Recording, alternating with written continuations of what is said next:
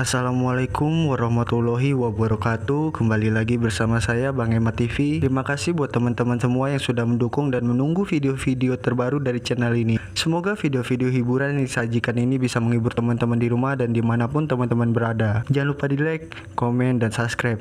Dan jangan lupa klik tombol loncengnya agar kedepannya teman-teman tahu update-update terbaru dari channel ini.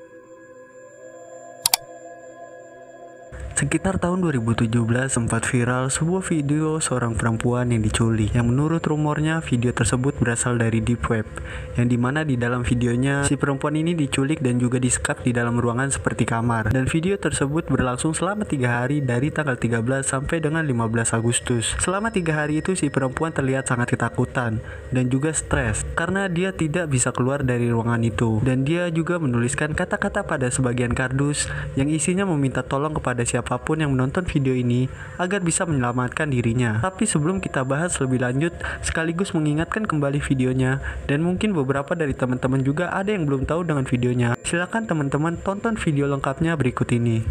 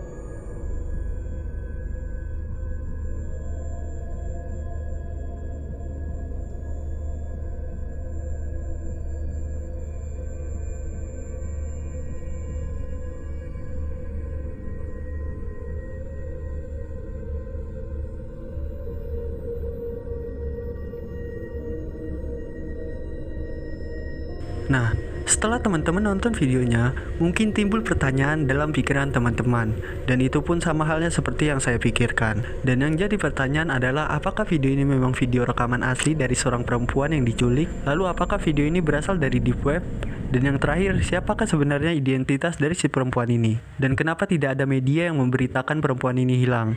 Kalau misalkan video ini memang benar-benar asli video rekaman penculikan. Tapi sebelum kita bahas itu semua, kita akan bahas dulu mengenai siapa yang pertama kali mengupload video ini, dan kenapa video ini bisa viral. Jadi video ini pertama kali diupload sebuah channel YouTube yang bernama Creepy Cortez pada tanggal 30 Januari 2014. Dan di video itu diberi judul dalam bahasa Spanyol yang jika kita translate artinya video mengejutkan gadis yang diculik asli. Dan di bagian deskripsinya dia juga menuliskan kalimat dengan bahasa Spanyol yang intinya dia menemukan video tersebut dari salah satu situs deep web, dan dia juga menambahkan link situs deep webnya di deskripsi. Nah, pada awalnya belum banyak orang yang tahu tentang video ini karena kemungkinan memang judul juga deskripsinya itu berupa Spanyol, jadinya orang yang nggak ngerti bahasa Spanyol nggak paham dengan arti judulnya, yang pada akhirnya nggak tertarik untuk melihat videonya. Lalu pada tahun 2015 ada sebuah channel YouTube yang bernama UFO on Tiamat yang re-upload video penculikan gadis itu, dan di awalnya memberi judul videonya dengan judul video dari deep web seorang gadis yang diculik. Dan semenjak di-upload dari channel tadi dengan judul video penculikan perempuan dari deep web, nah dari situlah video tersebut mulai viral dan mulai banyak channel YouTube lainnya yang membahas itu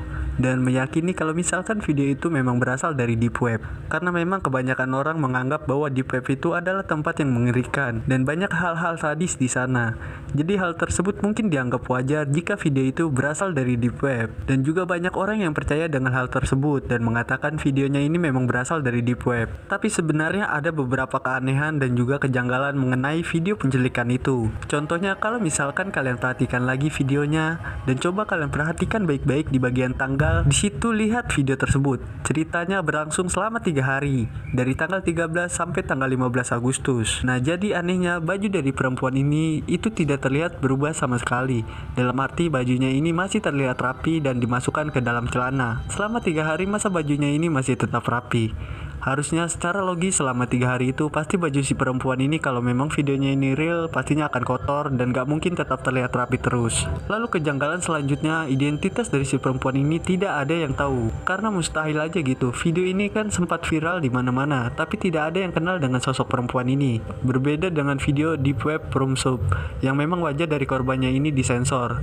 Jadinya kita tidak tahu siapa identitas dari korban dalam videonya itu. Nah, jadi kalau misalkan video penculikan ini memang benar-benar asli, pastinya banyak media yang menyatakan hal tersebut dan pastinya bakal ada berita mengenai hilangnya si perempuan ini, yang entah itu disiarkan oleh TV, koran, ataupun artikel di internet. Tapi pada kenyataannya tidak ada yang memberitakan hal tersebut. Yang ada hanya kebanyakan penyelesaian itu bahwa video ini merupakan video penculikan yang berasal dari deep web, tanpa diselidiki lebih lanjut mengenai sosok perempuannya dan juga dicari tahu dia itu diculik oleh siapa dan disekap di mana. Dan dari kejanggalan itu saya juga mencari tahu lebih detail apakah video tersebut asli, video penculikan seorang gadis, atau ternyata malah fake. Dan kita mulai dalam menyelidiki di channel yang pertama kali mengupload video ini, yaitu channel Creepy Cortos, yang kita coba cari lewat Google untuk menggali informasi lebih lanjut. Dan ternyata channel tersebut memiliki akun Twitter juga Facebook. Yang setelah kita lihat-lihat isi postingan di sosial medianya, Creepy Cortos ini sering upload video-video ataupun film-film pendek horor. Yang kemungkinan besar Creepy Cortos ini merupakan entah itu kelompok ataupun grup yang memang suka membuat video-video atau film-film pendek horor.